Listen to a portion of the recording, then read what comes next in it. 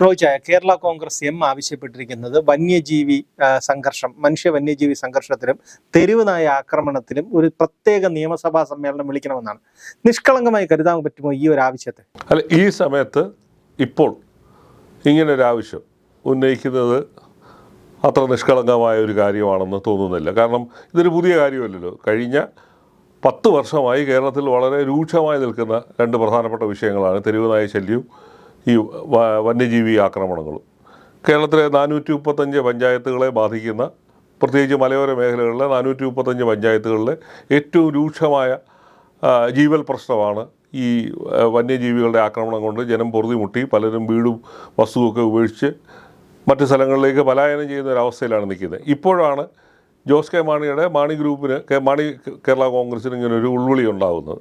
അപ്പോൾ അത് അത്ര നിഷ്കളങ്കമാണെന്ന് തോന്നാൻ കഴിയില്ല. കാരണം 2024 ഫെബ്രുവരിയിൽ കേരളത്തിലെ നിയമസഭ ഒരു പ്രത്യേക പ്രമേയം തന്നെ പാസ്സാക്കിയിരുന്നു.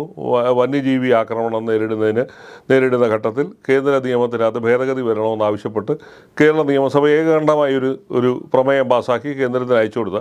പക്ഷേ അതിനുശേഷം അതിൻ്റെ പ്രത്യേകിച്ച് നടപടികളൊന്നും ഉണ്ടായില്ല.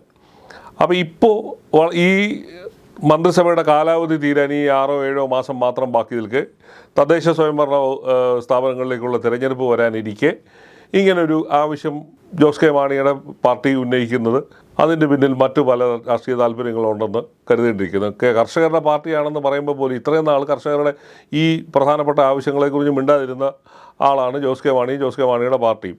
ഭരണത്തിലിരിക്കുമ്പോൾ പോലും അതിനുവേണ്ടിയുള്ള ഒരു നീക്കവും നടത്തിയതായിട്ട് നമ്മൾ കാണുന്നുമില്ല.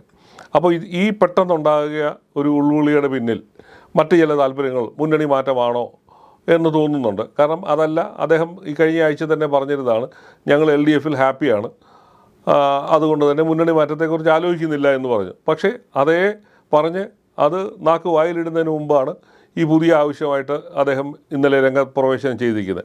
അപ്പോൾ അതുകൊണ്ട് തന്നെയാണ് സംശയങ്ങൾ തോന്നുന്നത്. കാരണം കേരള കോൺഗ്രസ് മാണിയുടെ ഏറ്റവും വലിയ വോട്ട് ബാങ്ക് എന്ന് പറയുന്നത് ക്രൈസ്തവ മേഖലയിലെ, പ്രത്യേകിച്ച് മലയോര മേഖലകളിലെ ക്രൈസ്തവരാണ്. കേരള കോൺഗ്രസ്സുകാരുടെ എല്ലാം വോട്ട് ബാങ്ക് എന്ന് പറയുന്നത്. ആ വോട്ട് ബാങ്കിനകത്ത് ഉള്ള ജനങ്ങളുടെ ഏറ്റവും പ്രധാനപ്പെട്ട ആവശ്യം ഏതാണ്ട് ഇതൊക്കെ തന്നെയാണ്.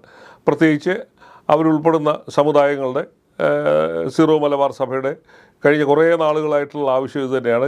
കേരള കത്തോലിക്ക മെത്രാൻ സമിതി തന്നെ പലവട്ടം പ്രമേയം പാസ്സാക്കി സർക്കാരിനെതിരെ സമരമാർഗ്ഗങ്ങൾ അവർ ആവിഷ്കരിച്ചു. ഇതൊക്കെ ചെയ്ത് അപ്പോഴൊന്നും ജോസ് കെ മാണി കൂട്ടരും ഈ ആവശ്യത്തെ വലിയ തോതിൽ ബലം കൊടുക്കുന്ന രീതിയിലൊന്നും ഒരു നിലപാടും സ്വീകരിച്ചിരുന്നില്ല. അപ്പോൾ ഇപ്പോൾ വരുന്നതിൻ്റെ പിന്നിൽ 1-2 വേറെ മറ്റു ചില താല്പര്യങ്ങളുണ്ടെന്ന് തോന്നുന്നു. കോൺഗ്രസ്സുകാർ ഒരു വശത്ത് തന്നെ മുന്നണിയിലേക്ക് കൂടുതൽ ആൾക്കാരെ സ്വീകരിക്കുമെന്ന് പറയുന്നു, മാണി ഗ്രൂപ്പ് തിരിച്ചു വരണമെന്ന് പറയുന്നു. ഇങ്ങനെയൊക്കെയുള്ള ഒരു ആവശ്യങ്ങൾ അന്തരീക്ഷത്തിൽ നിൽക്കുമ്പോഴാണ് ജോസ് കെ മാണി ഈ പ്രത്യേക നിയമസഭാ സമ്മേളനം വിളിക്കണമെന്നുള്ള ആവശ്യം ഉന്നയിച്ചിരിക്കുന്നത്. അപ്പോൾ അതുകൊണ്ട് തന്നെയാണ് ഇനി മുന്നണി മാറ്റം ലക്ഷ്യമാക്കിക്കൊണ്ട് ഇതൊരു കാരണം പറഞ്ഞ് മുന്നണി അതൊന്ന് പുറത്തു ചാടാനാണോ എന്ന് പോലും രാഷ്ട്രീയ കേന്ദ്രങ്ങൾ സംശയിക്കുന്നുണ്ട്. പക്ഷേ അത്ര പെട്ടെന്ന് ഇങ്ങനെ പുറത്തു വരാൻ പറ്റുമോ? കാരണം CPM ചരിത്രത്തിൽ ആദ്യമായിട്ട് സ്വന്തം സീറ്റ്, രാജ്യസഭാ സീറ്റ് വരെ കൊടുത്താണ് ജോസ് കെ മാണി അക്കോമഡേറ്റ് ചെയ്തത്. വകുപ്പ് വിഭജനത്തിലും ഒന്നും യാതൊരുവിധ അവരാവശ്യപ്പെട്ടത് തന്നെ കൊടുക്കുന്ന ഒരു സമീപനമാണ് സ്വീകരിച്ചത്. അപ്പോൾ അതൃപ്തി പറഞ്ഞ് പുറത്തു വരാൻ കേരള കോൺഗ്രസിന് കഴിയും? അല്ല, ഇതേപോലെ തന്നെ കോൺഗ്രസ്സുകാർ ചോദിക്കാതെ തന്നെ പണ്ട് രാജ്യസഭാ സീറ്റ് ജോസ് കെ മാണിക്ക് കൊടുത്തതാണ്. അതൊന്നുമല്ല, ആ രാഷ്ട്രീയത്തിൽ അങ്ങനെ ഒരു സ്ഥായിയായ വിധേയത്വവും സ്ഥായിയായ സ്നേഹവും ബന്ധവും ഉണ്ടെന്നൊന്നും തോന്നുന്നില്ല. എപ്പോഴും ഒരു രാഷ്ട്രീയ പാർട്ടിയെ സംബന്ധിച്ച് അവരുടെ നിലപാടുകളും അവരുടെ നിലനിൽപ്പുമാണ് പ്രശ്നം, നിലപാടല്ല നിലനിൽപ്പാണ് പ്രശ്നം. അപ്പോൾ ജോസ് കെ മാണി ഇപ്പോൾ നോക്കുന്ന, ജോസ് കെ മാണിക്ക് അങ്ങനെ ചിന്തിക്കുന്നതിന് ചില ഒരുപക്ഷെ കാരണങ്ങൾ കണ്ടേക്കാം. അതിൻ്റെ അകത്ത് ഒരു കാരണമെന്ന് പറയുന്നത്, ഈ ലോക്സഭാ തെരഞ്ഞെടുപ്പിനകത്ത് ജോസ് കെ മാണിയുടെ സ്ഥാനാർത്ഥി കോട്ടയത്ത് മത്സരിച്ച് വലിയ തോതിൽ ഏതാണ്ട് 90,000 വോട്ടിനാണ് തോറ്റുപോയത്. പിന്നീട് അവർ ഈ മാറ്റങ്ങളൊക്കെ കണ്ടുപിടിക്കുക. പാലക്കാട് തെരഞ്ഞെടുപ്പിലെ UDFൻ്റെ വിജയം, അതിനുശേഷം നടന്ന നിലമ്പൂരിലെ പ്രത്യേകിച്ച് ക്രിസ്ത്യൻ മേഖലകളിൽ ഒന്നടങ്കം UDFന് അനുകൂലമായി വോട്ട് ചേർന്നത്, ഇതെല്ലാം തന്നെ ജോസ് കെ മാണിയെ ഒരു പക്ഷെങ്കിൽ ചിന്തിപ്പിക്കുന്നുണ്ടാകും. അപ്പോൾ ഒരു മുന്നണി വിടുന്നതിന് ഒരു കാരണം വേണമല്ലോ. മുന്നണി വിടണമെന്നുണ്ടെങ്കിൽ, അല്ലെങ്കിൽ ഒരു നിലപാടിൻ്റെ പേരിലാണ് ഞങ്ങൾ പുറത്തുപോയി എന്ന് 4 പേരോട് പറയണ്ടേ. അപ്പോൾ അതുകൊണ്ടാവാം ഇങ്ങനൊരു ഒരു സാഹചര്യം സൃഷ്ടിച്ച് ശേഷം പുറത്ത് ചാടുക എന്നുള്ളതായിരിക്കും ഉദ്ദേശം. പലപ്പോഴും രാഷ്ട്രീയ പാർട്ടികൾ പല തന്ത്രങ്ങൾ സ്വീകരിച്ചതിന് ശേഷമാണല്ലോ ഓരോ തീരുമാനങ്ങളിലേക്ക് എത്തുന്നത്. അങ്ങനെ ഒരു പ്രത്യേകിച്ച് കാരണമില്ലാതെ പോയി എന്ന് പറയുന്നത് അത് ആ ഒരു അവസ്ഥ ഉണ്ടാക്കാതിരിക്കാൻ വേണ്ടിയായിരിക്കാം ഈ മാർഗ്ഗങ്ങൾ സ്വീകരിക്കുക. പ്രത്യേകിച്ച് കോൺഗ്രസിനകത്തുനിന്ന് വലിയ തോതിലുള്ള സമ്മർദ്ദമുണ്ട്. സഭയുടെ ഭാഗത്തുനിന്ന്, കത്തോലിക്ക സഭയിൽ പല ബിഷപ്പുമാരും ജോസ് കെ മാണിയുടെ മേൽ മുന്നണി വിട്ട് പുറത്തു പോകണം എന്നുള്ള തരത്തിലുള്ള സമ്മർദ്ദങ്ങൾ ചെലുത്തുന്നതായിട്ട് വാർത്തകളുണ്ട്. അത് തരത്തിലുള്ള ചില കോൺഗ്രസ് നേതാക്കന്മാരുടെ പ്രഷറുണ്ട്. അവർ ഈ സഭയെ ഉപയോഗിച്ചുകൊണ്ട് ജോസ് കെ മാണിയുടെ മേൽ സമ്മർദ്ദം ചെലുത്തുന്ന ഒരവസ്ഥയുണ്ട്. പിന്നീട് ഞാനതാ പറഞ്ഞത്, ജോസ് കെ മാണിയുടെ വോട്ട് ബാങ്ക് എന്ന് പറയുന്നത് മലയോര കർഷകരാണ്. അവരുടെ പ്രധാന ആവശ്യങ്ങളിലൊന്ന് ഇതാണ്. കാരണം കത്തോലിക്ക സഭയിലെ പല ബിഷപ്പുമാരും, ഇപ്പോൾ ഉദാഹരണത്തിന് Thalassery bishop Joseph Pamplany, Thamarassery bishop Remigiose Inchanani, Kothamangalam bishop, അതുപോലെ തന്നെ പാലാ ബിഷപ്പ്, ഇവരെല്ലാം തന്നെ ഈ വന്യജീവി ആക്രമണത്തിനും കൃഷിക്കാരോടുള്ള അവഗണനയ്ക്ക് എതിരായിട്ട് വളരെ ശക്തമായ നിലപാട് സ്വീകരിച്ച് നിൽക്കുകയാണ്. അവരുടെ പ്രസ്താവനകൾ എല്ലാ ദിവസവും തന്നെ വരുന്നുണ്ട്. കേരള കത്തോലിക്ക മെത്രാൻ സമിതി തന്നെ 2-3 തവണ ഈ വിഷയത്തിൽ പ്രമേയം പാസ്സാക്കുകയും സർക്കാരിൻ്റെ ഈ മെല്ലെപ്പോക്കിനെതിരായിട്ട് സമരമാർഗ്ഗങ്ങൾ ആവിഷ്കരിക്കുമെന്ന് വരെ പറയുകയും പൊതുരംഗത്ത് ഇറങ്ങുകയൊക്കെ ചെയ്ത. അപ്പോൾ ഇതെല്ലാം ജോസ് കെ മാണി കാണുന്നുണ്ട്. അപ്പം ഇപ്പോൾ അനുകൂലമായ ഒരു രാഷ്ട്രീയ സാഹചര്യം ഉണ്ടാക്കുക, CPM-ന് മേൽ സമ്മർദ്ദം ചെലുത്തുക, ഇതൊക്കെ തന്നെയാണ് പ്രതീക്ഷിക്കുന്നത്. അപ്പോൾ ഈ മുന്നണി വിടണം. സാധാരണഗതിയിൽ കേരള കോൺഗ്രസ് പലപ്പോഴും മുന്നണി മാറുന്നതിന് എന്തെങ്കിലും ഒരു തൊടുന്യായം പറഞ്ഞാണ് പലപ്പോഴും ഓരോ മുന്നണികൾ വിടുകയൊക്കെ ചെയ്തത്. 2006-ൽ 2010-ൽ ജോസഫ് ഒരു കാരണവും പറയാതാണല്ലോ LDF-ൽ നിന്ന് അന്ന് മന്ത്രിയായിരിക്കുമ്പോൾ തന്നെ വിട്ടിട്ട് ഈ UDF-ലേക്ക് വന്നത്. അപ്പം അതങ്ങനെ കേരള കോൺഗ്രസിന് അടിസ്ഥാനപരമായി അങ്ങനെ വലിയ നയപരമായ നിലപാടുകളോ ആദർശമോ അങ്ങനെയൊന്നും വെച്ചിട്ടൊന്നുമല്ല. അവരുടെ താൽക്കാലിക നേട്ടത്തിന് വേണ്ടിയും താൽക്കാലിക നിലനിൽപ്പിനപ്പുറത്തേക്ക് അങ്ങനെ വലിയ ആദർശത്തിൻ്റെ ഭാരം ചുമക്കുന്നവരൊന്നുമല്ല.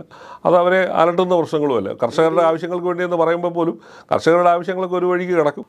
രാഷ്ട്രീയ പാർട്ടി എന്നുള്ളതിൽ അവരുടെ നിലനിൽപ്പാണ് അവരെല്ലാ കാലത്തും ഉയർത്തി നിർത്തിയിട്ടുള്ളത്. ഈ ജോസ് കെ മാണി വിഭാഗത്തിന് പുറത്താക്കുമ്പോൾ UDF പ്രതീക്ഷിച്ച് അത്രയും വലിയ രീതിയിൽ ജോസഫ് ഗ്രൂപ്പ് വളർന്നില്ല, അല്ലെങ്കിൽ അവരിൽ നിന്ന് ആ ഒരു പ്രതികരണം ഉണ്ടായില്ല എന്നതുകൊണ്ടാവാം കേരള കോൺഗ്രസ് മാണിക്ക് പിന്നാലെ വീണ്ടും UDF-ഉം കോൺഗ്രസും പോകുന്നത്. അതൊരു ഫാക്ട് തന്നെയാണ്. കാരണം ഈ UDF എന്ന് പറയുന്നത് ഒരു ഒറ്റ പാർട്ടി, ഒരു പാർട്ടിയും കേരളത്തിലെ ഒരു പാർട്ടിക്ക് ഒറ്റയ്ക്ക് ജയിച്ചു വരാനുള്ള സാഹചര്യം ഇല്ലാത്തതുകൊണ്ടാണ് ഈ ചെറുകിട പാർട്ടികളെയൊക്കെ കൂടെ കൂട്ടുന്നതൊക്കെ ചെയ്തത്. അപ്പം മാണിയുടെയും പ്രത്യേകിച്ച് കോട്ടയം ജില്ലയിലും പത്തനംതിട്ടയിലും മാണിയുടെ പാർട്ടിക്ക് ഒരു സ്വാധീനമുണ്ട്. ആ സ്വാധീനം പരമാവധി വോട്ട് ചെതറിപ്പോകാതിരിക്കുക, വോട്ടിനെ പരമാവധി കൂട്ട നിർത്തി പിന്നെ ഭരണം പിടിച്ചെടുക്കുക എന്നുള്ളത്. കാരണം മാണി വന്നതിൻ്റെ റിസൾട്ട് കോട്ടയം ജില്ലയിൽ LDF-നും പത്തനംതിട്ട ജില്ലയിലും കാണാൻ കഴിഞ്ഞില്ല. LDF-ന് അതിനനുസരിച്ചുള്ള നേട്ടമുണ്ടായി.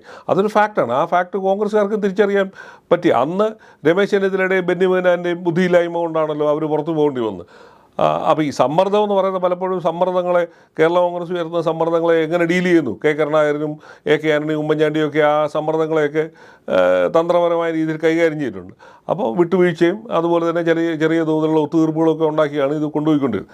അപ്പോൾ ആ സാഹചര്യം മാറി. കാരണം ഇപ്പോൾ അവർ സേഫായിട്ട് നിൽക്കുന്നു എന്നൊരു തോന്നലുണ്ടെങ്കിൽ പോലും പക്ഷെങ്കിൽ ലോങ് റണ്ണിൽ അവരുടെ ഒരു നിലനിൽപ്പിൻ്റെ പ്രശ്നമുണ്ട്. കാരണം ഈ കേരള കോൺഗ്രസിൻ്റെ വോട്ടർമാരെന്ന് പറയുന്നത് CPM ആണ് എല്ലാ കാലത്തും. അങ്ങനെയാണ് അതിൻ്റെ ഒരു നിലനിൽപ്പ് തന്നെ. പ്രത്യേകിച്ച് ഈ സഭയുടെ നിലപാടൊക്കെ എപ്പോഴും ഒരു CPM വിരുദ്ധതയൊക്കെ ഉള്ളതായതുകൊണ്ടും പിന്നെ തരാതരം പോലെ നിലപാടുകൾ സ്വീകരിക്കുന്നു എന്നുള്ളതേ ഉള്ളൂ. അപ്പോൾ ആ സാഹചര്യത്തിൽ എന്തായാലും ഇപ്പോൾ ഏതാണ് മെച്ചപ്പെട്ട മേച്ചിൽപ്പുറം എന്നുള്ളത് തേടിക്കൊണ്ടിരിക്കുകയാണ്. അതിനൊരു കാരണം എന്നുള്ളതേ ഉള്ളൂ. ഈ നിയമസഭ വിളിച്ചു കൂട്ടണം, കേന്ദ്ര നിയമത്തിനെതിരായിട്ട് നിയമം പാസ്സാക്കണമെന്നൊക്കെ. കേന്ദ്ര നിയമത്തിനെതിരായിട്ട് സാങ്കേതികമായി ആലോചിച്ചാൽ കേന്ദ്ര നിയമത്തിനെതിരായിട്ടൊരു നിയമം ഇവിടെ പാസ്സാക്കിയാൽ രാഷ്ട്രപതിയുടെ അംഗീകാരം കിട്ടുമെന്ന് എന്താ ഉറപ്പ്? ഒരു ഉറപ്പുമില്ല. അപ്പോൾ അങ്ങനെയൊക്കെ സാഹചര്യം നിൽക്കുക. ഇപ്പോൾ തൽക്കാലം ജനങ്ങളെ പറ്റിക്കാൻ വേണ്ടി, അവരുടെ കണ്ണിൽ പൊടിയിടാൻ വേണ്ടി ഒരു ആവശ്യം മുന്നോട്ട് വെച്ചു എന്നുള്ളതല്ലാതെ ഇതിനകത്ത് സത്യസന്ധമായ രീതിയിൽ ആത്മാർത്ഥത ഉണ്ടെന്നോ ഒന്നും നമുക്ക് കരുതാൻ കഴിയത്തില്ല. കാരണം ഒരു രാഷ്ട്രീയ പാർട്ടി എന്നുള്ളതിൽ അവരുടെ ഒരു നിലനിൽപ്പിനപ്പുറത്തേക്ക് എല്ലാവരെയും സന്തോഷിപ്പിക്കുക, പ്രത്യേകിച്ച് അവരുടെ വോട്ട് ബാങ്കിനെ സന്തോഷിപ്പിക്കുക എന്നുള്ളതിനപ്പുറത്തേക്ക് വേറെ ഒരു അടിസ്ഥാനപരമായ ആദർശമോ നിലപാടോ ഉണ്ടെന്ന് കരുതണ്ട.